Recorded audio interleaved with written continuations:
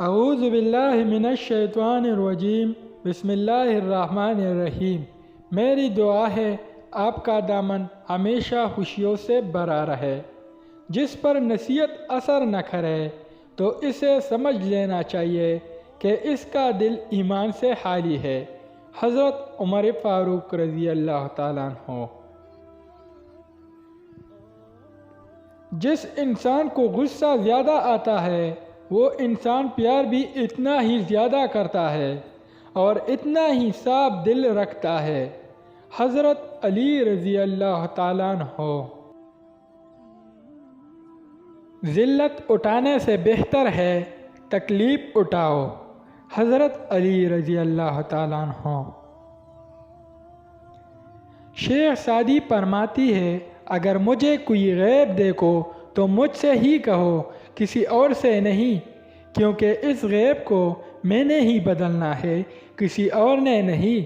اگر مجھے کہو تو نصیحت کہلائے گی اور ثواب لکھ جائے گا، اگر کسی اور سے کہو گے تو غیبت کہلائے گی اور گناہ لکھ جائے گا۔ حضرت علی رضی اللہ تعالیٰ عنہ نے فرمایا، ہمیشہ چھوٹے چھوٹے خوشیوں کا استقبال کیا کرو، کیونکہ ان کے پیچھے محبتوں کا سیلاب ہوتا ہے۔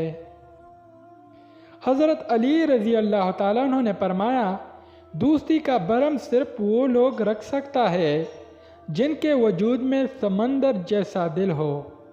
حضرت علی رضی اللہ تعالیٰ عنہ سے پوچھا گیا کہ انسان برا کب بنتا ہے؟ فرمایا، جب وہ اپنے آپ کو دوسروں سے اچھا سمجھنے لگے۔ حضرت علی رضی اللہ تعالیٰ عنہ نے فرمایا، انسان کی تمام پریشانی دو باتوں کی وجہ سے ہے، تقدیر سے زیادہ چاہتا ہے اور وقت سے پہلے چاہتا ہے۔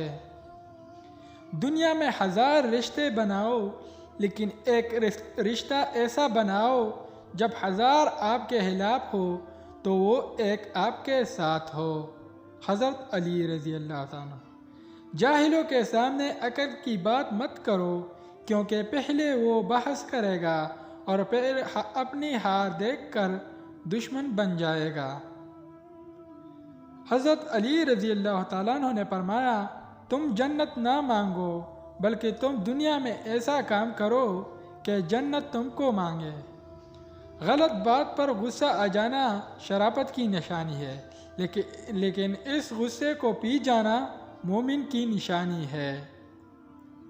انسان کے رزق میں تنگی کی وجوہات: دسترخوان پر بے جا گفتگو کرنا، اللہ کی نافرمانی کرنا اور نماز ترک کرنا۔